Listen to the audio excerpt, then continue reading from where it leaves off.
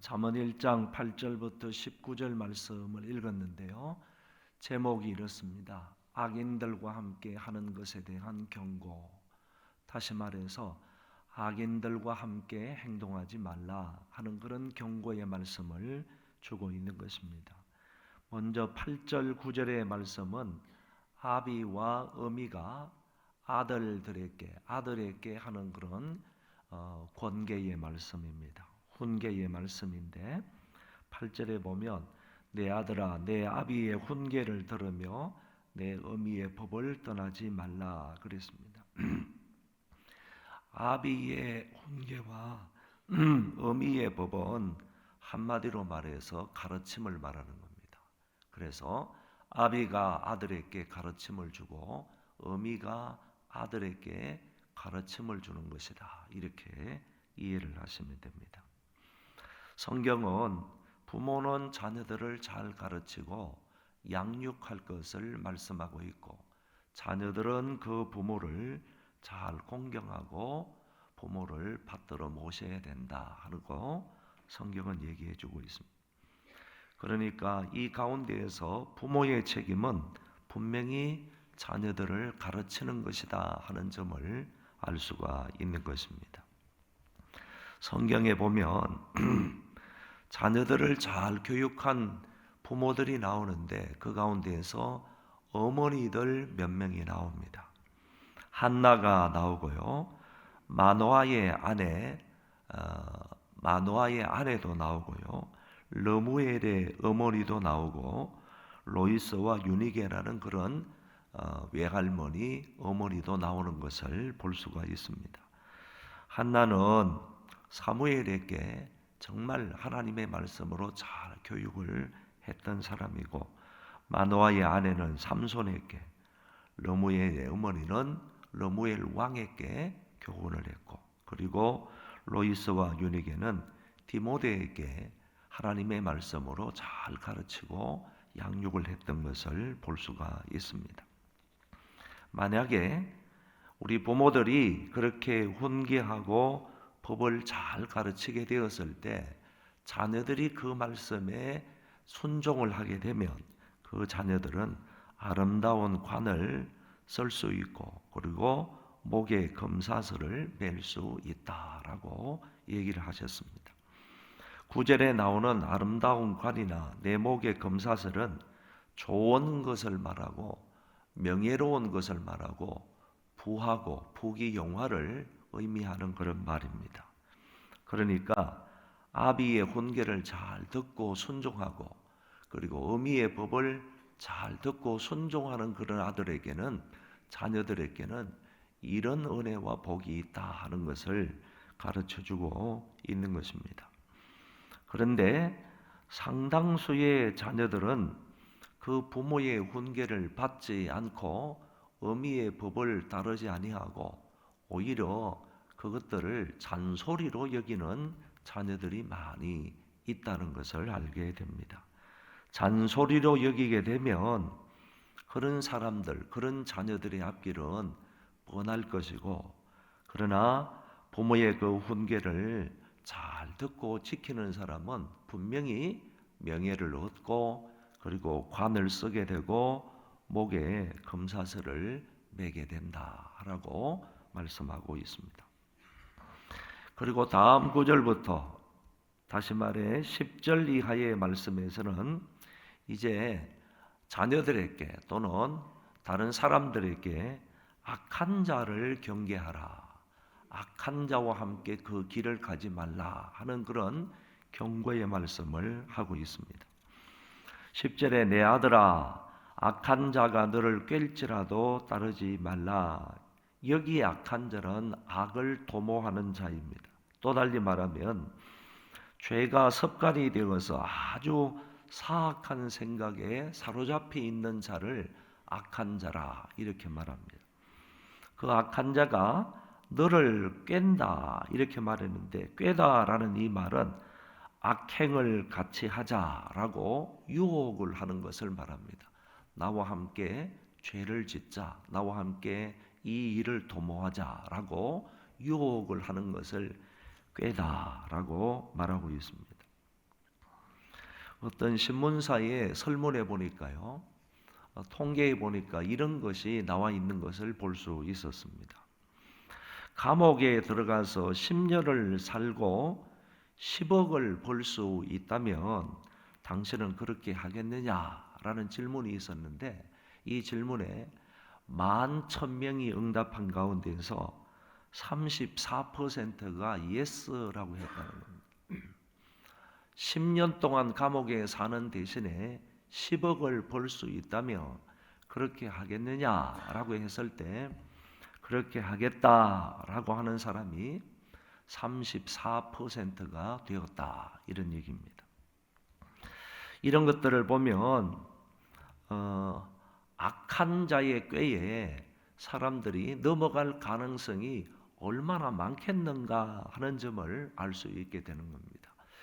그저 그냥 감옥에 들어가서 10년을 살고 10억을 번다 하더라도 그 많은 사람들이 가겠다 이렇게 말하는데, 악한 사람이 이걸 도모해서 우리 10억씩 나누자 이렇게 얘기를 한다면 그런 꾀에 얼마나 쉽게 넘어가겠느냐 하는 것을 알게 된다, 그런 얘기입니다.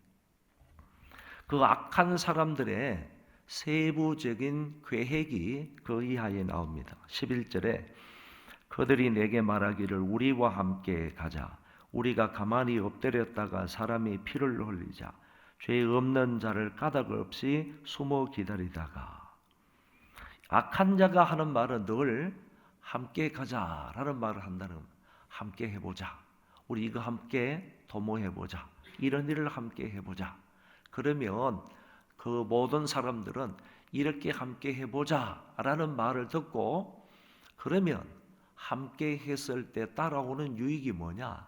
내가 벌 수 있는 돈이 얼마냐? 이런 부분에 대해서 생각을 하고 따지게 될 것입니다. 그 사람은 또 말합니다. 매복해 있다가 사람이 피를 흘리자.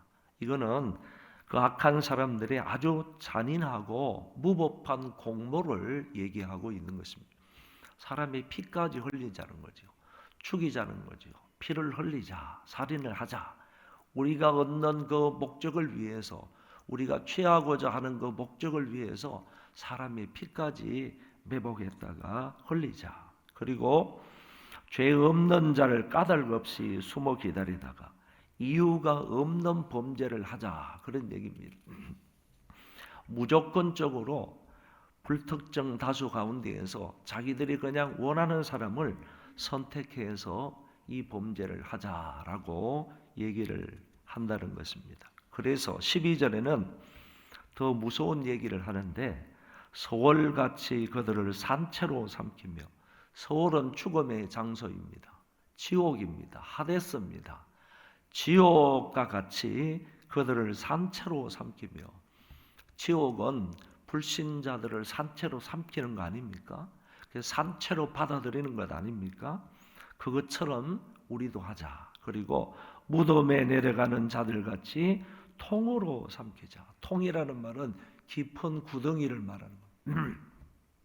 깊은 구덩이처럼 그냥 그 사람을 그냥 온전히 통으로 그냥 삼키자, 받아들이자, 이렇게 얘기를 하고 있습니다. 그러니까 아주 무서운 생각, 아주 무자비한 그런 생각들을 하고 있는 것을 볼 수 있습니다. 지옥처럼 그 사람들을 삼켜보자. 깊은 구덩이처럼 저 사람들을 완전 통째로 그냥 먹어버리자. 이렇게 얘기를 한다는 것이죠. 그리고 13절에 우리가 온갖 보화를 얻으며 빼앗은 것으로 우리 집을 채우자. 강도들이 아니면 도둑놈들이 자기들이 빼앗은 것, 갈취한 것, 이런 모든 보화들을 서로 나누어서 이제 자기 집을 채우자. 각각 분당해서 각각 n분의 1로 해가지고 나누어서 이거를 가져가서 자기 집을 채우자. 5대5로 할까? 아니면 6대4로 할까? 4대6으로 할까? 이렇게 얘기하면서 그 사람들과 함께 강탈한 것, 그리고 빼앗은 그런 보화들을 함께 나누어서 우리의 집을 채우자고 얘기를 합니다. 14절에도 우리와 함께 제비를 뽑고 우리가 함께 전대 하나만 두자 할지라. 훔친 이 전리품을 빼앗은 그런 물건들을 제비 뽑아서 나누자. 이런 많은 보화들을 이런 많은 금은 보화들을 제비 뽑아서 이렇게 서로 나누자. 처음에 약속한 대로 이렇게 나누어서 가지자. 이렇게 말을 합니다. 그러면서 이제 15절에 이 부모들이 아비가 아들에게 이렇게 말합니다. 내 아들아, 그들과 함께 길에 다니지 말라. 내 발을 금하여 그 길로 밟지 말라. 11절에서 악한 사람은요, 우리와 함께 가자라고 말을 하는데, 아버지는요 그 아들에게 교훈하기를 15절에서 그들과 함께 다니지 말라, 가자, 다니지 말라, 가자, 함께 가지 말라, 이렇게 서로 상반된 얘기를 한다는 것입니다. 항상 유혹하는 사람은, 항상 이 악한 사람은요, 유혹을 할 때 이거 함께 해보자 말이지. 내가 도와줄게, 함께 해보자. 내가 앞장설 테니까 함께 해보자. 함께 가자고 말을 하는 겁니다. 함께 이 길을 가보자. 함께 이런 일을 도모해보자 라고 하지만은 아비된 사람은요, 자기 아들을 지극히 사랑하는 마음으로 그런 예들을, 그런 유혹들을 쭉 얘기를 하면서 이런 사람들은 결론이 이렇게 되는 거야. 그러니까 너는 악한 자의 길로 들어서지 말라, 이렇게 얘기를 한다는 것입니다. 시편 1편에도 분명히 말하기를 의인들의 길과 악인들의 길을 쭉 나열을 하면서 의인들의 길은 여호와께서 인정하시나 악인의 길은 망하리로다, 이렇게 그 결말에 관하여서 분명하게 말씀을 하셨습니다. 여러분, 아들들에게는 또는 딸들에게는, 자식들에게는 분명히 두 길이 있습니다. 선한 길이 있고 악한 길이 있습니다. 생명의 길이 있고 멸망의 길이 있습니다. 넓은 길이 있고 좁은 길이 있습니다. 항상 우리 앞에는 두 길이 있는데, 악한 사람들은 항상 우리에게 다가와 가지고 넓은 길로 가자, 이 길로 가자, 이 길로 가자 그러면서 자꾸 그 길로 유인을 하고 유혹을 하는 것입니다. 그럴 때 믿는 사람들은 그 결말을 봐야 됩니다. 이 길의 끝을 봐야 되는 거예요. 그러면서 주님께서도 분명히 이 생명의 길, 멸망의 길에 관하여서 말씀을 하신 것처럼 그 길은 멸망이고 이 길은 생명이다라고 말씀을 해 주신 것처럼 지금 당장은 걸어가기가 협착하고 어렵고 힘들어 보이지만 그 길의 마지막은 생명이기 때문에 오늘 저와 여러분들 두 길이 놓여 있다 할지라도 우리가 선택해야 할 길은 딱 하나이다. 좁은 길이고 협착한 길이고 그 길, 주님께서 말씀하시는 그 생명의 길을 걸어가야 하는 것입니다. 16절에 보면 대저 그 발은 악으로 달려가며 피를 흘리는데 빠름이니라. 여기 달려가며 빠르다 이렇게 말했는데요, 이거는 무엇을 말해주는가 하면은 사악한 사람들의 성질을 얘기하고 있는 거예요. 악한 사람들의 성질은 항상 급하다는 거예요. 급하다는. 이렇게 죄악을 도모하는 사람들의 그 성질은 항상 달려가기를 원하고 항상 빠르게 행하기를 원하는 겁니다. 그래서 이 사람들의 성질은 항상 빠르다, 급하다 하는 것을 여러분들이 염두에 두면 이게 사악한 사람인가, 사악한 사람이 이를 도모하는 건가 아닌가 하는 것을 어느 정도 판가름할 수 있는 것입니다.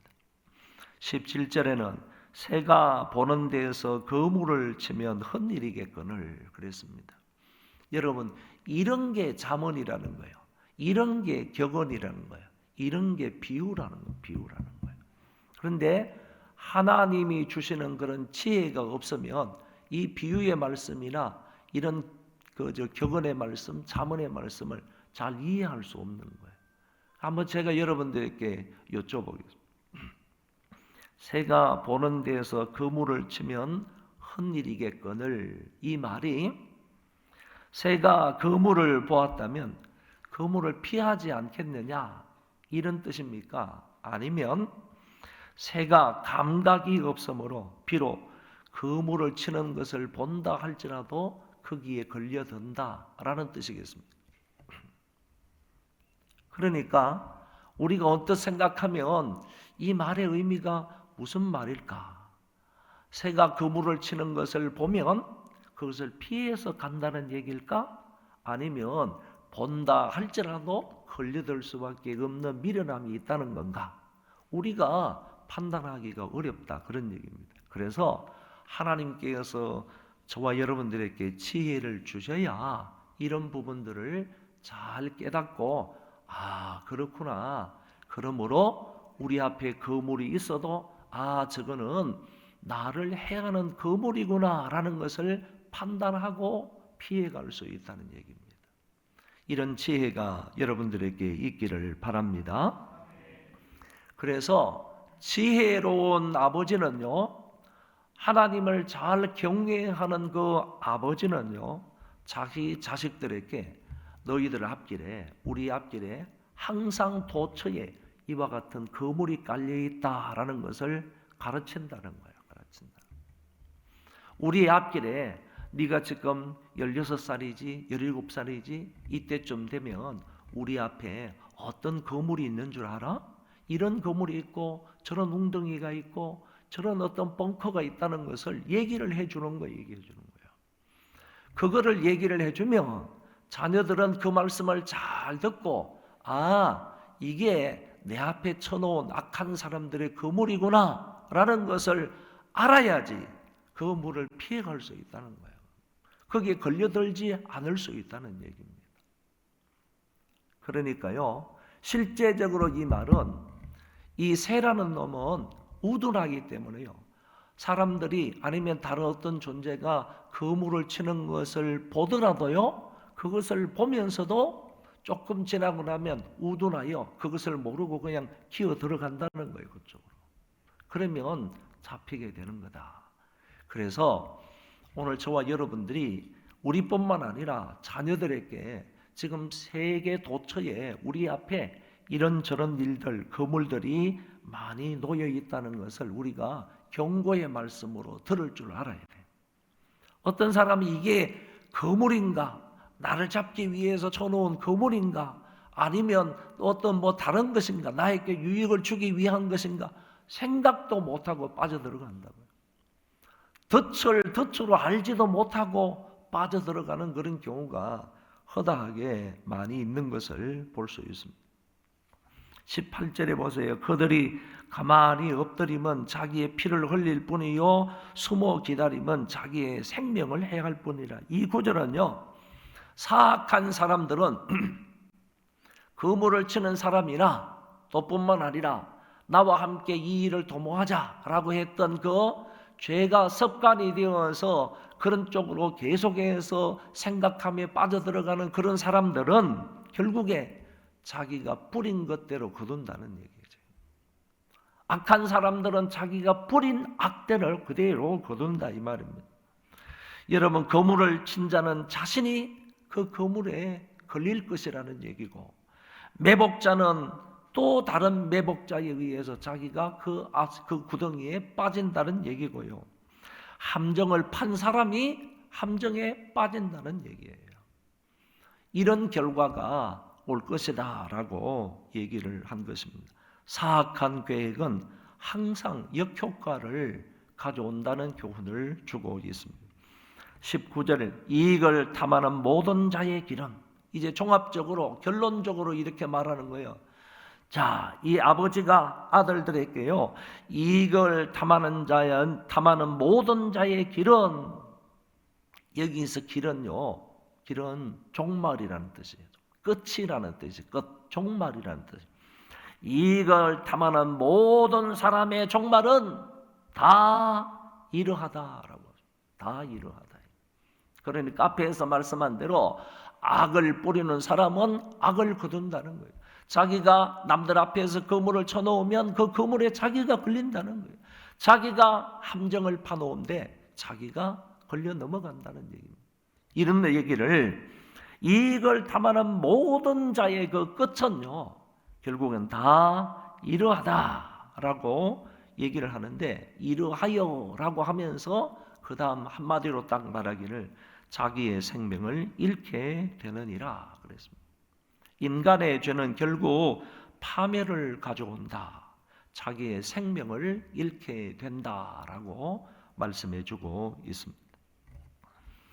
오늘 이 말씀을 통하여서 결론을 내리면요, 부모의 훈계를 따를 것인가, 아니면 유혹하는, 악행하는 자의 길을 따를 것인가. 어쩌면 오늘 우리 앞에도 이 두 길이 놓여 있다고 봅니다.